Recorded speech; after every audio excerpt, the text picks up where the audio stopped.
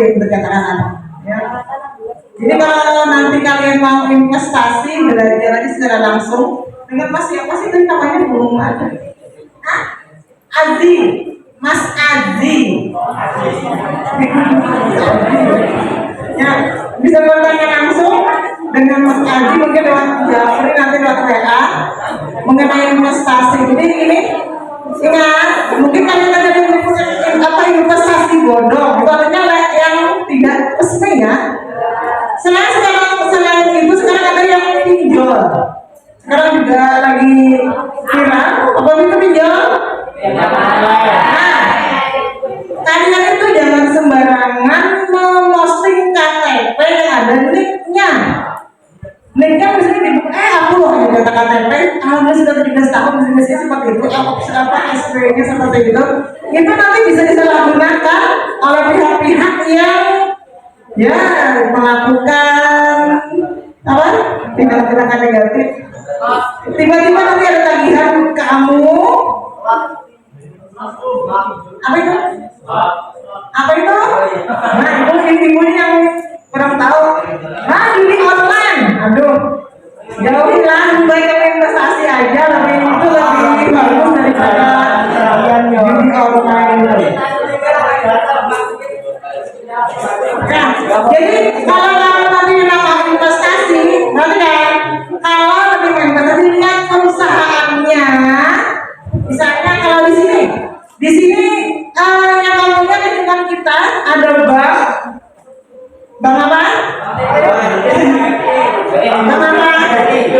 BRI. Nah itu ada PT, BRI, TBK, siapa ya?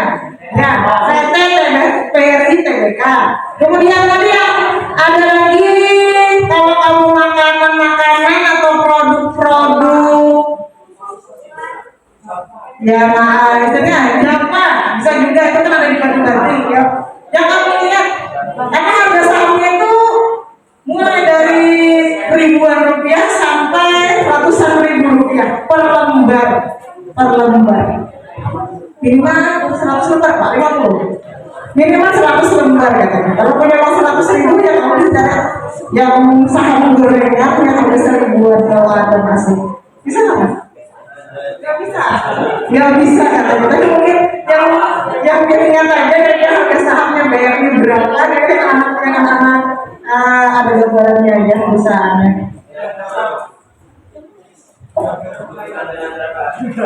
Yo,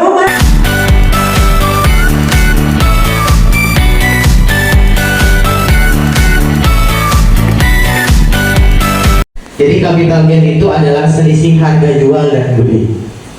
Jadi sama aja kayak kita dagang. Misalkan kita beli barang dulu, teman-teman cek keamanannya. Nih, kayak gimana cek keamanannya? Kalau izinnya dari siapa?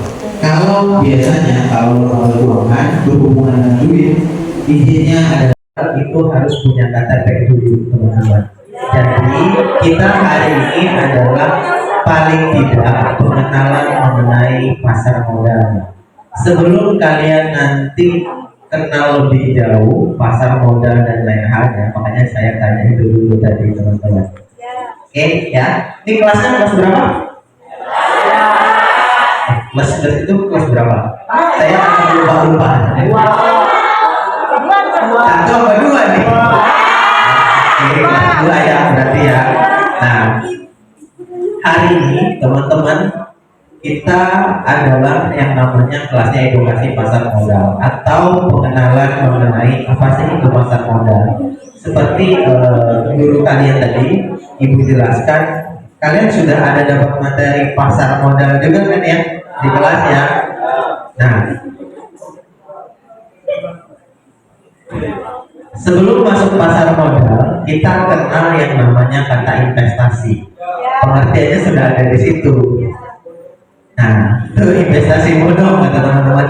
Nah, kenapa salah satu alasan kenapa kita edukasinya ke siswa SMA dan lain hal ya teman-teman, karena seperti yang teman kalian bilang tadi, investasi bodong itu sekarang menyasarnya malah ke area kalian teman-teman. Makanya kita juga turun untuk paling enggak ini uang investasi yang legal yang benar teman-teman, supaya kalian tidak terjebak dengan investasi bodong. Nah, apa sih investasi itu? Yang namanya investasi itu adalah kegiatan untuk mengelola aset kalian teman-teman, dengan tujuan untuk memperoleh hasil di masa yang akan datang. Simpelnya adalah yang namanya investasi itu adalah seni mengelola keuangan kita. Kalian sudah bisa mengelola keuangan kalian sendiri kan? Oke, ada yang bisa, ada yang belum ya teman-teman. Hal yang wajar. Saya seumuran kayak kalian juga sama kok teman-teman. Malah kalian lebih beruntung daripada saya. Saya kenal pasar modal itu sudah di bangku kuliah, di semester 3 waktu itu. Kalau kalian malah lebih waktu SMA, artinya lebih dulu daripada saya.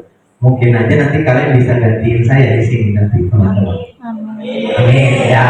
Nah, yang selanjutnya nih, kenapa sih kita harus punya yang namanya instrumen investasi?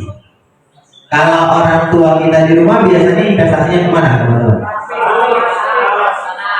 Emas, tanah, sapi, benar itu investasi juga teman-teman. Nah, kebun dan lain halnya itu memang salah satu investasi. Nah, kenapa sih kita harus punya instrumen investasi? Karena ini teman-teman. Kenal ini yang warna merah? Nah, kalau kita biasanya kalau masih yang merah itu masih banyak di dompet, artinya hidup masih sejahtera. Tapi kalau yang udah Pangeran Antasari, nah itu mulai bahaya tuh. Nah, menurut kalian teman-teman, uang 100.000 sekarang dengan uang 100.000 dulu beda apa sama? Dari segi apanya beda?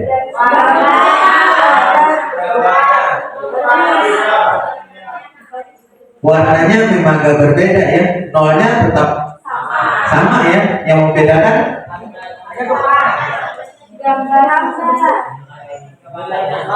oke, benar, yang beda gambarnya beda sekarang ya. Tapi ini deh simpelnya, kalau kalian ke warung sekarang dengan yang dulu lebih berharga 100.000 dulu apa sekarang? Apa yang membedakannya? Benar, nilainya teman-teman. 100.000 yang dulu perasaan kita udah jadi sultan ya kalau ke warung ya. Kalau sekarang 100.000 ke Alfamart cuma dapat gak banyak barang sekarang ya. Nah, kenapa bisa begitu? Karena harga barangnya teman-teman. Nilai uangnya tetap 100.000, tapi harga barangnya yang terus naik. Itu disebut dengan kalau ekonomi? Benar, inflasi. Kenaikan harga barang teman-teman. Itulah salah satunya teman-teman, kenapa kalian harus punya instrumen investasi nanti. Nih, ada 3 alasan teman-teman kenapa kalian harus punya instrumen investasi. Yang pertama, untuk mengalahkan yang namanya inflasi. Kenaikan harga barang di Indonesia itu 3-4% per tahun. Artinya harga barang-barang itu selalu naik setiap tahunnya. Tahun ini yang paling terasa menurut kalian harga apa yang naik? BBM, benar. Yang lain? Minyak goreng ya, oke. Selain itu,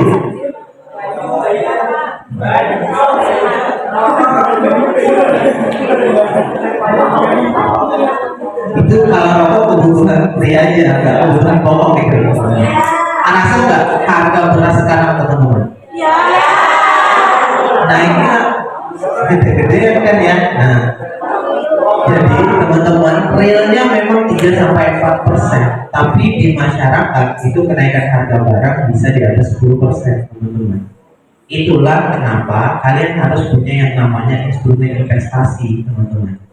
Itu yang pertama. Yang kedua adalah untuk menambah dan meningkatkan aset kalian. Kita hidup pasti pengen yang lebih baik ke depan, teman-teman. Makanya kita harus punya yang namanya instrumen investasi. Yang ketiga adalah apa? Karena teman-teman, adik-adik semua, minimal pembelian perusahaan itu adalah 1 lot atau 100 lembar. Harga saham di pasar modal kita itu paling murah adalah Rp50 per lembar. Jadi paling minimal kalian harus punya uang dulu 5.000 perak ketika kalian mau invest di pasar modal. Jadi dengan Rp5.000 sebenarnya udah bisa invest di pasar modal. Tapi apakah harga saham paling rendah itu bagus? Nanti itu kita cari tahu sendiri pergerakan harga sahamnya. Nah, gitu. Yang paling murah itu harganya Rp5.000 per lotnya. Paling mahal berapa? Paling mahal ada yang sampai 8 juta. Ada. Tergantung dari perusahaan masing-masing. Kalau kayak harga saham Bank BRI itu kurang lebih harga sahamnya di sekitar 4.900-an atau 400 ribuan kalau kalian mau beli perusahaannya. Kalau memang BRI, pertanyaannya apakah harga saham itu ada yang harganya di bawah 100.000 dan punya potensi atau prospek ke depan? Jawabannya banyak perusahaan-perusahaan di pasar modal kita ada di semua yang harganya di bawah 100.000 tapi punya potensi yang bagus di masa yang akan datang, teman-teman. Banyak. Salah satunya ada perusahaan namanya Sido Muncul, tahu? Produknya Antair, Buku Bima, Emobeton, Extrajon. Nah, itu teman-teman perusahaan-perusahaan itu kan salah satu perusahaan yang paling punya potensi di pasar modal kita. Harga sahamnya masih sekitaran 53 ribuan per lotnya, teman-teman. Indofood 10 ribuan, Bu. Sejutaan kalau itu. Iya. Pernah makan Indomie kan ya? Nah, kalau sedap belum listing. Kalau sedap itu dia di bawah Wingfood. Nah, dia belum listing di pasar modal kita. Yang listing temannya yang satunya Indofood di JPP. Kalau rokok itu yang udah listing di pasar modal kita ada KM Sampurna sama Gudang Garam dan juga Bismillah. Nah, 3 perusahaan itu yang punya yang sudah ada di pasar modal kita. Nah, tapi gini teman-teman, ada di semua. Menurut kalian saham-saham yang kayak bidang rokok kayak gitu punya potensi gak ke depan? Punya apa enggak? Kalau secara kesehatan saham-saham kayak gitu kurang bagus kan ya? Nah, dari sisi itulah yang memberatkan perusahaan-perusahaan itu. Makanya harga saham dari kayak Gudang Garam, Sampurna itu dari tahun 2020 kemarin waktu COVID sampai sekarang harganya kalau Gudang Garam itu terjun dari 30.000 sekarang di area 15.000-an. Turunnya lebih dari 50%. Kalau Sampurna itu saya ngikutin dari Rp3.000 sampai sekarang di bawah 1.000 harga saham. Kenapa? Itu karena kebijakan pemerintah yang terus menaikkan harga cukai rokok. Kenaikan harga cukai rokok di Indonesia itu setiap tahunnya di atas 10%. Itu yang memberatkan perusahaan-perusahaan di bidang itu, teman-teman. Harga sahamnya profit turun dari sekarang. Gitu. Jadi nanti ketika kalian pengen invest di satu perusahaan, lihat dan dalamin perusahaannya dulu. Itu dari saya. Ada yang ingin bertanya dulu nggak, teman-teman? 3 pertanyaan terbaik akan dapat souvenir dari Bursa Efek Indonesia. Silakan. Awal. Ya, silakan kepada Randy Aitani. Randy. Oke, assalamualaikum warahmatullahi wabarakatuh.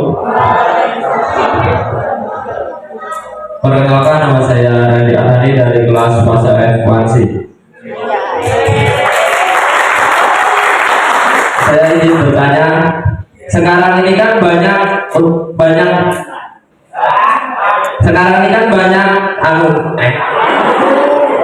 banyak aplikasi itu yang biasanya menawarkan kita untuk menanam investasi. Itu untuk kejaminan keamanannya itu gimana, Kak? Apakah aman atau cuma kayak tadi investasi bodong?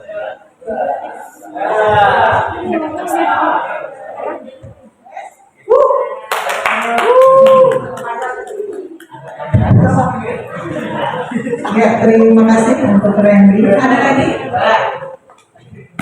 Ya, yang udah setelah itu baru Rahma ya.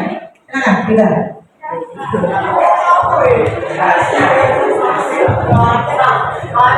Assalamualaikum warahmatullahi wabarakatuh. Saya Prayoga dari kelas Saya untuk menanam saham itu apa kayak perlu pengacara, Kak, biar tidak dibohongi? Ya, sanksinya kayak apa? Sanksi.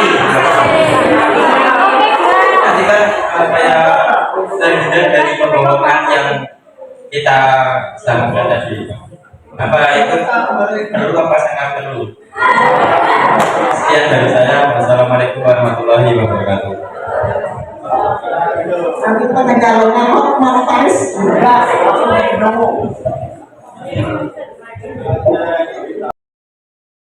Ini pertanyaan dari penonton ya, semuanya pertanyaannya bagus-bagus. Yang pertama dari siapa? Peggy ya.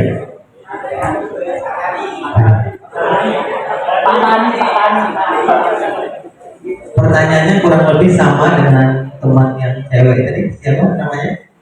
Rahma ya. Nah, kalau Rahma tadi kan bilangnya bagaimana sih membedakan investasi bodong dengan yang aman ya? Kalau aplikasi yang aman itu gimana sih supaya kita nggak terjerat dengan investasi bodong? Nah, saya jawabnya satu paket aja ya. Nah, jadi bedanya adalah kalian harus cek legalitasnya, teman-teman. Kalau ada yang nawarin investasi, cek legalitasnya. Ceknya kayak gimana? Kalian bisa cek di situsnya OJK. Bisa search di Google situsnya OJK, nanti cek di sana. Mereka punya izin atau enggak? Apalagi biasanya investasi yang lain, apapun itu biasanya berhubungan dengan OJK. Jadi kalian harus cek di OJK-nya nanti. Mereka punya izin atau enggak? Yang kedua adalah lihat penawaran mereka, logis nggak? Kalau mereka menawarkan investasi, tapi mereka bilangnya ini akan balik modal 1 tahun lagi, atau keuntungannya per bulan pasti, nah itu biasanya ciri-ciri investasi yang non legal atau itu biasanya bodong. Kalau mereka menjanjikan keuntungan yang pasti ya, karena dalam bisnis nggak ada yang pasti, teman-teman. Kita bisa aja bulan ini untung, bulan depan bisa nggak untung, tergantung situasi dan kondisi di lapangan nanti. Nah, jadi itu dari saya. Kalau kalian mau membedakan investasi bodong dan yang benar ya, itu. Pertanyaan selanjutnya, menanam saham itu gimana? Apakah perlu pengacara tadi ya? Nah, ini teman-teman, yang namanya investasi pasar modal itu nanti kalian sendiri yang menjadi pelaku di pasar modalnya. Jadi yang melakukan beli dan jual perusahaannya adalah kalian sendiri. Jadi nggak perlu pengacara lagi. Nah, semuanya sudah ada regulatornya. Nanti yang punya pasar adalah Bursa Efek Indonesia, yang jadi wasit adalah Otoritas Jasa Keuangan. Jadi itu lembaga-lembaga yang sudah ada di pasar modal, semuanya sudah diatur dan diamanin oleh mereka. Jadi nggak perlu pengacara lagi. Jadi kalian bertransaksi pasar modal, kalian sendiri yang beli dan jual perusahaannya. Jadi kalian tinggal beli dan jual perusahaannya saja. Nah, kayak ini contohnya, ini pasar modal kita hari ini buka nih. Kalau pasar modal itu bukanya dari Senin sampai Jumat, dari jam 10 pagi sampai jam 5 sore.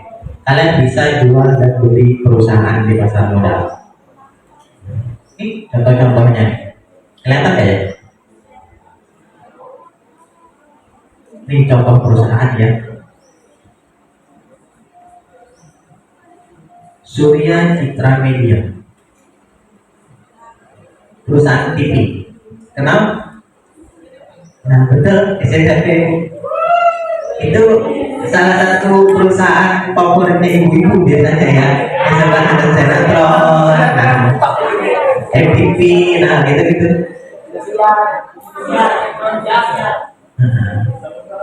Jadi teman-teman di pasar modal kita itu banyak sekali perusahaan. Salah satunya di Surya Citra Media. Harga sahamnya berapa? Coba lihat. Harga sahamnya cuma Rp147 per lembar.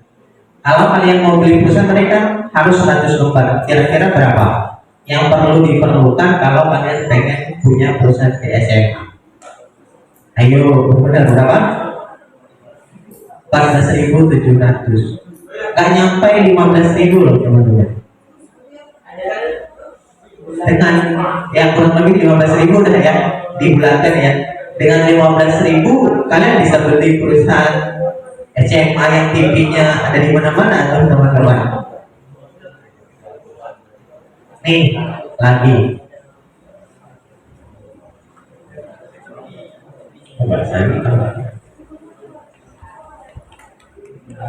Instrumen finansial.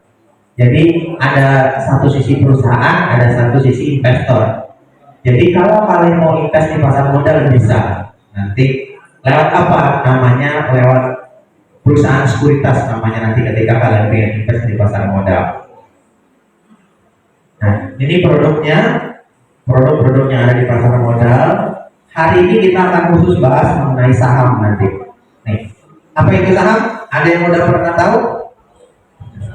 Nah, seperti yang Ibu bilang tadi, kalau saham itu cirinya harus ada PT-nya dulu dan yang di belakangnya ada namanya TBK.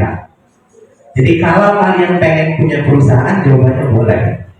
Ada lebih dari 900 perusahaan yang bisa kalian miliki, teman-teman, di pasar modal kita.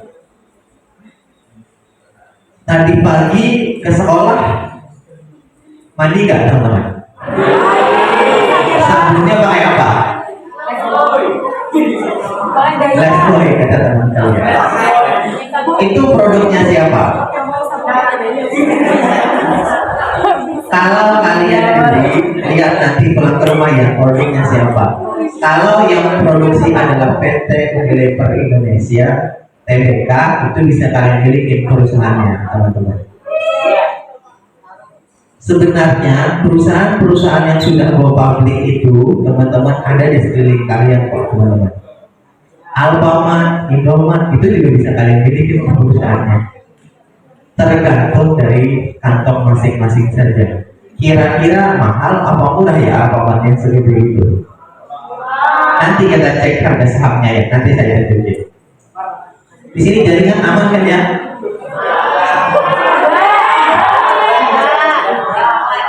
Ngelag ya? Kita coba nanti ya. Nah, jadi saham itu pengertiannya adalah surat berharga yang menunjukkan bagian kepemilikan atas suatu perusahaan. Simpelnya saham itu kalau tahun 2000-an bentuknya mirip kayak sertifikat rumah. Kalau sekarang bentuknya scriptless. Jadi hanya email saja. Bentuknya nanti kayak kertas lembaran biasa. Nah, kalau dulu kalian terimanya fisik. Saya pernah lihat ada salah satu investor saya di Kalimantan Tengah. Beliau bawa surat sertifikat rumah punya saham Unilever milik suaminya. Belinya di tahun 1995. Kalau dicairin waktu itu kurang lebih sekitar setengah M lah. Tapi beliau belinya di tahun 95. kurang lebih 28 tahun yang lalu. Wajar, karena namanya harga perusahaan kan terus naik seiring dengan kinerja si perusahaan sendiri. Nah, nih yang paling penting kalian harus ketahui. Ketika kalian masuk pasar modal, kalian harus tahu yang namanya investasi itu ada risikonya, teman-teman.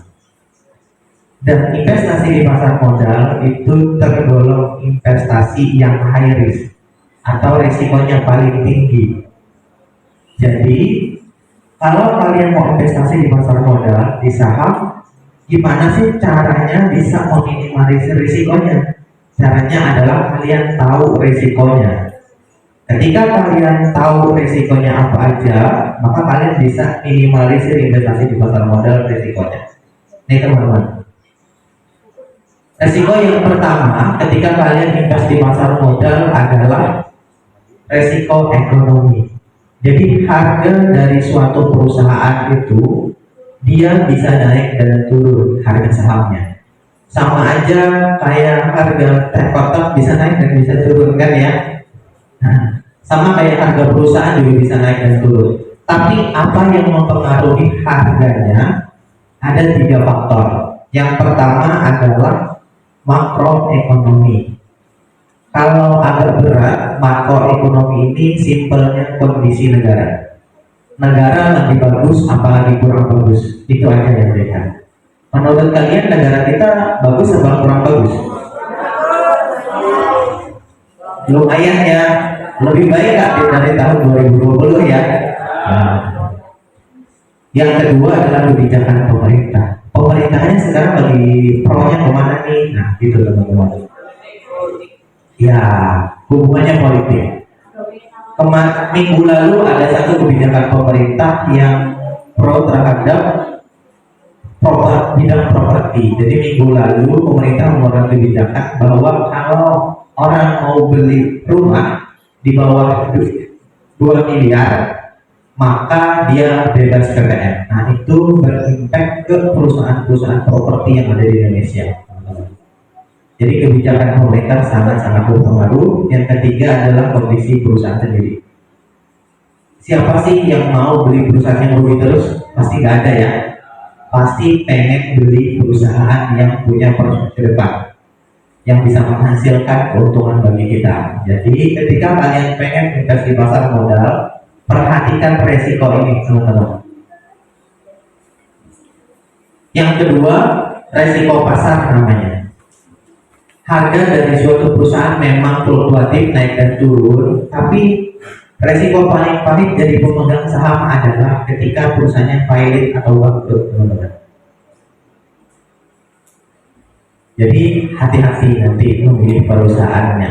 Jadi kalau perusahaan pilot itu biasanya mereka akan jual asetnya, bayar hutangnya, bayar pajak, baru kalau ada sisa baru dibagi ke pemegang saham biasanya gitu. Yang ketiga adalah resiko likuiditas. Dari 900 perusahaan yang bisa kalian miliki di pasar modal kita, ada beberapa perusahaan yang nggak bisa kalian jual kembali, beli tapi nggak bisa dijual.